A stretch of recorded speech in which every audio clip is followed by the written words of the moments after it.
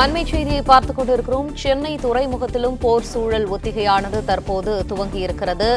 உத்தரப்பிரதேசத்தின் நொய்டா நகரில் போர் சூழல் தயார் நிலை ஒத்திகை துவங்கியதாக சற்று முன் பார்த்தோம். அதனைத் தொடர்ந்து சென்னை துறைமுகத்திலும் போர் சூழல் ஒத்திகையானது தற்போது துவங்கியிருக்கிறது. இன்றைய தினம் நாடு முழுவதும் பல்வேறு இடங்களில் போர் சூழல் தயார் நிலை ஒத்திகையானது நடைபெறும் என மத்திய அரசு அறிவிப்பினை வெளியிட்டிருந்தது. அந்த வகையில் தற்போது சென்னை துறைமுகத்தில் போர் சூழல் ஒத்திகையானது துவங்கியிருக்கிறது.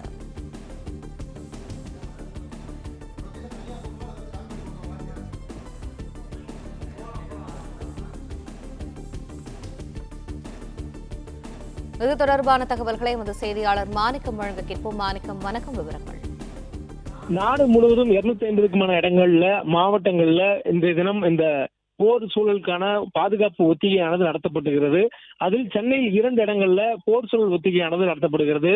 போர் சூழலின் போது பதற்றமான நிலைகள்ல எவ்வாறு செயல்பட வேண்டும், எவ்வாறு அங்கு இருக்கக்கூடிய பொதுமக்களை பாதுகாப்பான இடத்துக்கு அப்புறப்படுத்த வேண்டும் என்பதற்கான ஒத்திகை தான் தற்போது நடத்தப்படுகிறது. அதே நேரங்களில் போர் சூழல் பதற்றமான நிலைகள் இருக்கும் பொழுது பொதுமக்கள் பாதுகாப்பு அதிகாரிகளுக்கு எவ்வாறு ஒத்துழைப்பு கொடுத்து எந்த மாதிரி நடந்து கொள்ள வேண்டும் என்பது தொடர்பாகவும் தான் இந்த ஒத்திகையானது நாடு முழுவதும் நடத்தப்பட்டிருக்கிறது. அதில் சென்னையில் 2 இடங்கள், ஒன்று சென்னை துறைமுகம் பகுதியில் இருக்கக்கூடிய அந்த துறைமுக பொறுப்பு கழகத்திலும் அதே போன்று மற்றொன்று கல்பாக்கத்திலும் நடத்தப்படுகிறது. இந்த 2 இடங்களிலும் பாதுகாப்பு ஒத்திகை மேற்கொள்ளப்படுகிறது. குறிப்பாக இந்த 2 இடங்களும் சென்னையின் மிக முக்கியமான இடங்கள். ஒன்று அணுமின் நிலையம், அந்த இடம் மிக முக்கியமானது. கல்பாக்கம் பகுதியில் இருப்பது. அணுமின் நிலையத்துக்கு எதனும் பாதிப்பு இருந்தால் அதனுடைய தாக்கம் என்பது பெரிய அளவில் இருக்கும் என்பதனால முன்கூட்டியே அந்த ஒரு போர் சூழல் ஒத்திகை அங்கு நடத்தப்படுகிறது. மற்றொன்று சென்னையினுடைய மிகப்பெரிய வர்த்தகத்துக்கு முக்கியமாக இருக்கக்கூடிய சென்னை துறைமுகம். அதுபோல் சென்னை துறைமுகத்தில் இது போன்ற ஒரு போர் சூழல் காலங்களில் எவ்வாறு பாதுகாப்பு ஒத்திகை பாதுகாப்பு பணியில் ஈடுபடும் என்பதற்கான அந்த ஒத்திகையும் தொடங்கி இருக்கிறது. தொடர்ந்து இந்த பகுதிகளுக்குள்ளாக ஆம்புலன்ஸ், அதே போன்று தீயணைப்பு வாகனங்கள், பாதுகாப்புக்கான அதிகாரிகள், பாதுகாப்பு படை வீரர்கள் உள்ளிட்டவர்கள் இந்த பாதுகாப்பு ஒத்திகை நிகழ்ச்சியில் பங்கேற்றிருக்கிறார்கள்.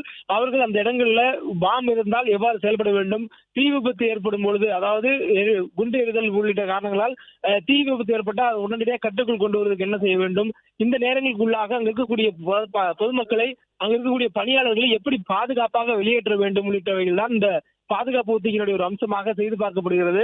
மேலும் அந்த பகுதிக்குள்ளாக ஏற்கனவே யாரேனும் உள் ஊடுருவி குண்டு வைத்தல் உள்ளிட்ட நிகழ்ச்சிகளை பயங்கரவாதிகள் செய்ய திட்டமிட்டிருந்தால் அதனை எவ்வாறு முறியடிப்பது உள்ளிட்டவைகளும் இந்த பாதுகாப்பு ஒத்திகையினுடைய ஒரு அம்சமாக செய்து பார்க்கப்படுகிறது.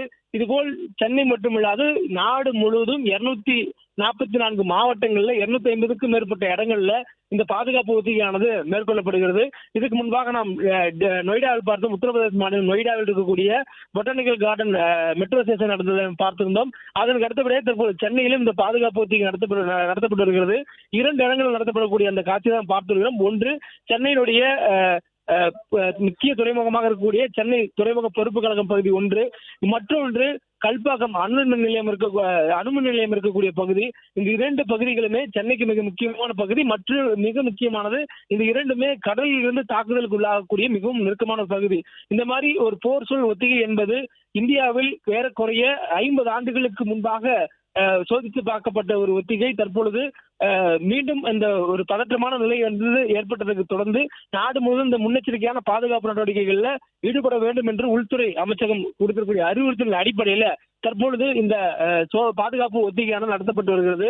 குறிப்பாக பகல்காம் தாக்குதலுக்கு பிறகாக இந்திய அரசு மேற்கொண்டிருக்கக்கூடிய இந்த உறுதியான நடவடிக்கைகளோட தொடர்ச்சியாக இந்த பாதுகாப்பு ஒத்திகையும் மேற்கொள்ளப்பட்டிருக்கிறது.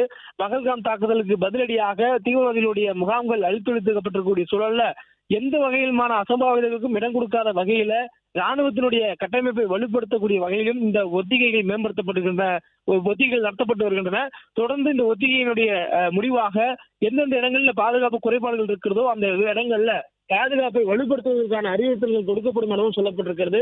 மேலும் மிக முக்கியமான சென்சிட்டிவான இடங்களில் வேலை செய்யக்கூடியவர்கள், குறிப்பாக அணுமின் நிலையம் போன்ற இடங்களில் வேலை செய்யக்கூடியவர்கள் எவ்வாறு முன்னெச்சரிக்கையுடன் விழிப்புடன் இருக்க வேண்டும் என்பதற்கான அறிவுறுத்தல்கள் எல்லாம் இந்த பாதுகாப்பு ஒத்திகைக்கு பிறகாக இருக்கக்கூடிய அந்த பாதுகாப்பு சாராம்சங்களை கருத்தில் கொண்டு அதன் அடிப்படையில் கொடுக்கப்படும் என்பதும் சொல்லப்பட்டிருக்கிறது.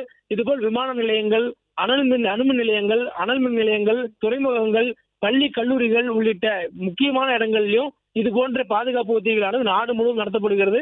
சென்னையில் 2 இடங்கள்ல இந்த ஒத்திகையானது நடத்தப்பட்டு வருகிறது. பிளே ஸ்டோர் மற்றும் ஆப் ஸ்டோரில் இருந்து பாலிமர் செயலியை QR கோடு மூலம் பதிவிறக்கம் செய்யுங்கள். செய்திகளை உடனுக்குடன் பெறுங்கள்.